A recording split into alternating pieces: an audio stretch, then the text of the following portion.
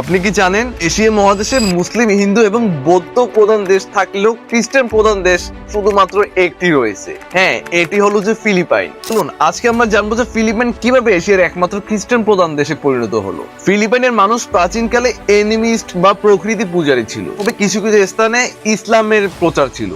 কিন্তু 1521 সালে বিখ্যাত অভিযাত্রী ফার্দিনান্দ ম্যাগেলান তিনি স্পেন থেকে ফিলিপাইনে আসেন। ঠিক তখন থেকেই ফিলিপাইনে খ্রিস্টান ধর্মের প্রচার শুরু হয়।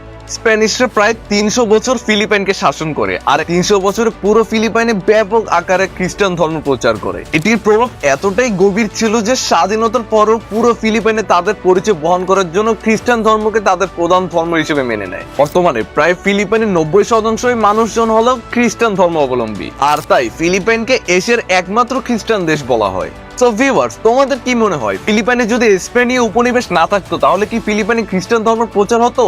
আপনার কি মতামত সেটি কমেন্ট বক্সে জানাবেন, আর ভিডিওটি ভালো লাগলে চ্যানেলটি সাবস্ক্রাইব করে রাখবেন। ধন্যবাদ।